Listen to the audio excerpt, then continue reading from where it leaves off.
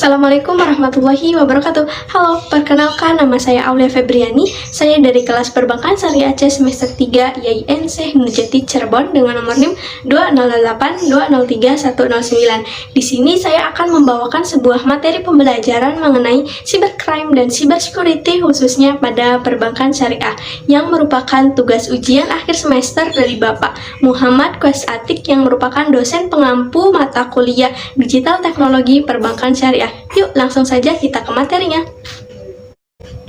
Internet banking, mobile banking, ataupun SMS banking itu merupakan salah satu penerapan dari digital teknologi perbankan syariah.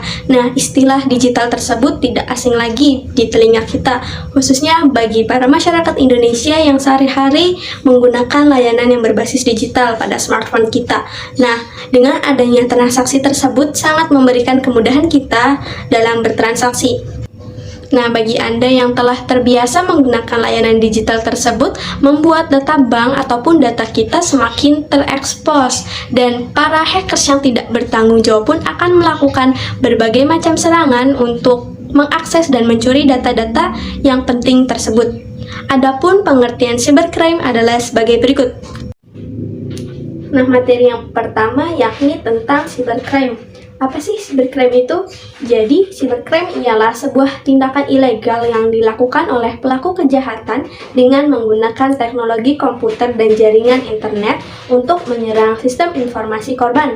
Dalam kaitannya dengan cybercrime, maka sudut pandangnya ialah kejahatan internet yang menjadikan pihak bank, toko, online, ataupun nasabah sebagai korban yang dapat terjadi karena maksud jahat seseorang yang memiliki kemampuan dalam bidang IT atau seseorang yang memanfaatkan kelengahan pihak bank ataupun dari pihak nasabah. Nah, materi yang selanjutnya yakni masalah yang dihadapi oleh perbankan ataupun jenis-jenis dari cybercrime. Yang pertama ialah farming. Nah, modus yang pertama ini dilakukan oleh penipu atau hacker dengan cara melakukan pengalihan dari situs yang resmi ke situs bodong tanpa diketahui dan disadari oleh korban. Untuk modus yang kedua yakni spoofing. Nah, modus yang kedua ini menggunakan perangkat lunak untuk menutupi identitas dengan menampilkan email, nama, ataupun nomor telepon palsu agar menyembunyikan identitas pelaku. Nah, modus yang ketiga yaitu keylogger. Keylogger ini kejahatan siber yang dilakukan dengan menggunakan software tertentu yang dapat menghafal tombol keyboard yang digunakan tanpa diketahui oleh korban.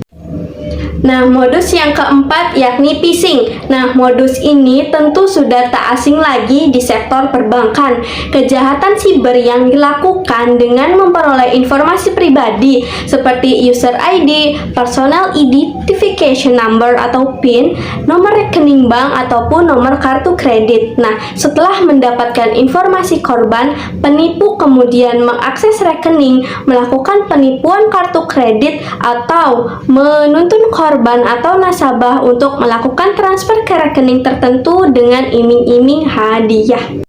Modus yang terakhir atau yang kelima ialah sniffing. Nah, modus ini dilakukan dengan meretas paket data untuk mengumpulkan informasi secara ilegal lewat jaringan yang ada pada perangkat korban. Sniffing juga dapat membuat data-data pengguna menjadi rentan untuk disalahgunakan. Bisa saja data pribadi Anda dicuri, kemudian nomor rekening, ATM, atau kartu kredit diretas untuk mengambil uang Anda. Nah, materi yang selanjutnya yaitu tentang cybersecurity. Adapun cybersecurity lebih lanjut dimaknai sebagai semua mekanisme yang dilakukan untuk melindungi dan meminimalkan gangguan kerahasiaan, integritas, ketersediaan informasi. Nah, mekanisme ini harus bisa melindungi informasi baik dari physical attack maupun cyber attack. Nah, selanjutnya ada solusi dan keamanan pada cybercrime. Yang pertama ada privacy and confidentiality. Nah, apa sih itu? Yakni hal yang paling penting dalam aspek ini ialah usaha untuk menjaga data informasi dari pihak yang tidak diperbolehkan mengaksesnya. Yang kedua ada integrity. Aspek ini mengutamakan data atau informasi tidak boleh diakses tanpa seizin pemiliknya. Sebagai Sebagai contoh, sebuah email yang dikirim ke pengirim harusnya tidak boleh dibuka atau dibaca oleh orang lain sebelum sampai ke tujuannya. Untuk yang ketiga ada authentication. Nah, hal ini menekankan mengenai keaslian suatu data atau informasi, termasuk juga pihak yang memberi data atau mengaksesnya tersebut merupakan pihak yang dimaksud. Contohnya seperti penggunaan PIN atau password. Yang keempat ada availability, yaitu aspek yang berhubungan dengan ketersediaan informasi ketika dibutuhkan. Sebuah sistem informasi yang diserang dapat menghambat ketersediaan informasi yang diberikan. Selanjutnya yang kelima ada access control. Nah, aspek ini berhubungan dengan cara pengaksesan informasi. Hal ini biasanya berhubungan dengan klasifikasi data dan user.